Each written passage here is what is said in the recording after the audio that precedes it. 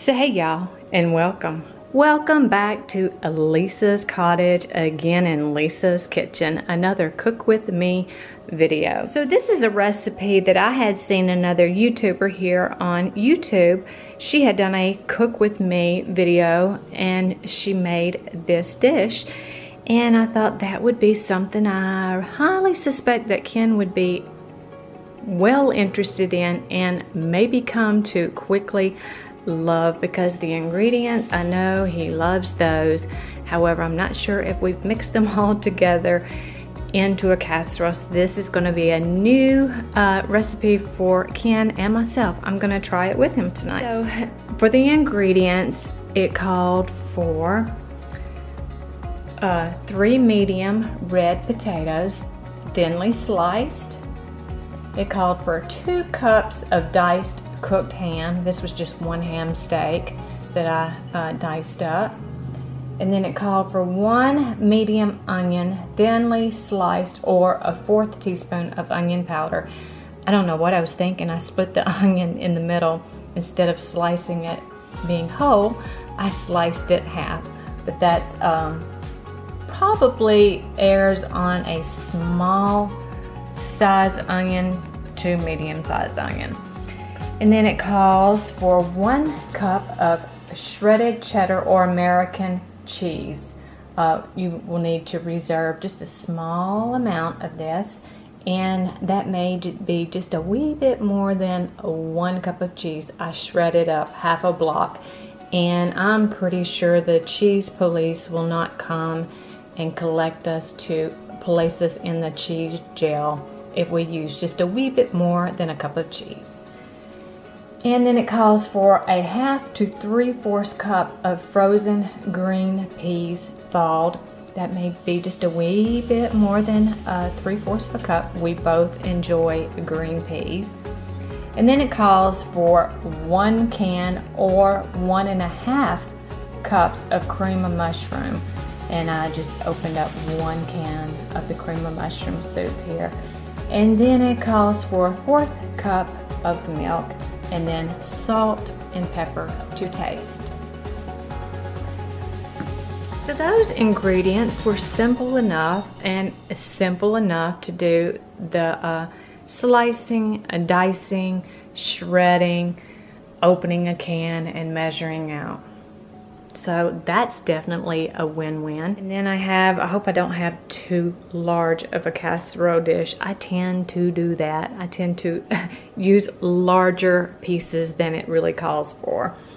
And then what it calls for my oven to be on 350. I've already turned the oven on and it's already heated to 350. So it's well ready for this dish to go into the oven. And then I'm going to mix all of these ingredients together in this oiled casserole dish.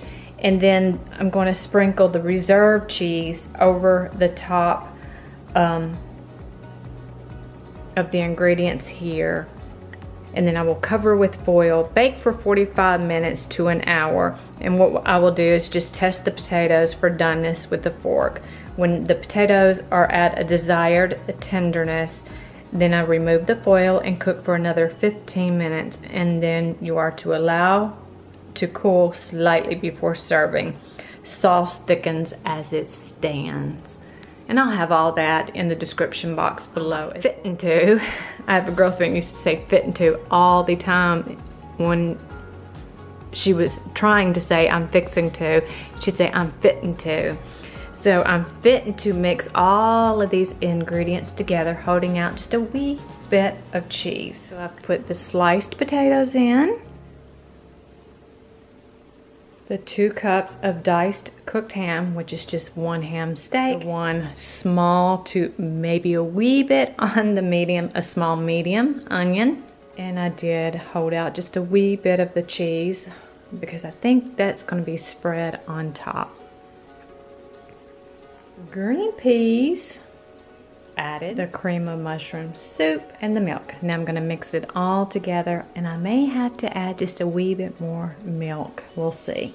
And there we have it. I've got it mixed up, and I cheated. She used a I believe like a rubber or plastic spatula. I put on you know, my handy dandy cooking gloves, and I just got down in there and tried to coat the potatoes well. And then salt and pepper to taste, and we both love our salt and pepper. And I may sprinkle just a wee bit of garlic salt on top as well. I did sprinkle some garlic salt, some salt, and a wee bit more pepper maybe than some people would use. We both like pepper. Now to add the cheese, and there we have it. I put the cheese on, and we love cheese. And honestly, I wished I would have had grated just a wee bit more cheese, or a lot more cheese, because putting a little extra cheese never hurt our feelings any. So now I'm ready to put the foil on and get it in the oven. And it's in the oven, and the timer is going. Now the question for the day: what word, if there might be any word, what word do you have a hard time saying, or you had a hard time saying and you've now conquered as an adult? I knew someone that used to have a hard time saying aluminum foil. I think it was kind of like aluminum and foil. So I'm trying to think. I used to have a hard time with the word thorough. I just could not get it out, especially if I was trying to read the word and I would run across the word thorough. I would have to close my eyes and say the word without looking at it. And there's still some words like that for me to this day. If I see it, I have a hard time with it. I know what it says. I'll have to close my eyes and then say it without looking at the word. So is there a word that you have a hard time saying, or a word when you were younger you had a hard time saying, like aluminum foil? And then I've known some people just to call it foil because they won't say the word aluminum, or they'll say, I cannot say that word. So that would be the question of the day. With you, it's one that you can adjust to family size, to what you have on hand, things like that. And I'm going to make it two ways. I'm making one that is gluten-free for me, and my sister hasn't been feeling well. She went back to work today for the first day in a while. So I'm making a second one that's not gluten-free for her to pick up, so all she'll have to do is heat it up tonight. So I'm going to start by showing you guys the ingredients, and then I'll kind of walk you through the process. And as always, I'm going to put the recipe in the About section below. Now I'm pretty sure it doesn't get any easier than that, right? Right. Looks like it's saying 29 minutes and counting. Not smelling it quite yet. The timer went off, and now I'm going to put it back in. I think it's 15 more. I'll have to check. But put it back in for 15. I think that's just to kind of crisp it up on the top. And it was bubbling when I brought it out.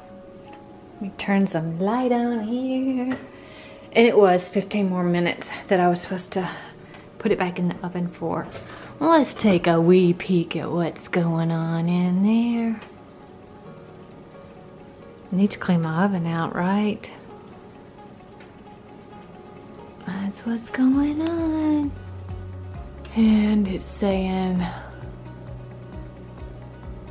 8:53 and counting down. And there it is with the last 15 minutes. And I think it read, the longer it sits, it thickens up. I think it reads to leave it sit for 5-10. I don't remember. I will have it in the description box how long to let it sit before you start plating it up. And we could have always used just a wee bit more, or how about a whole lot more cheese.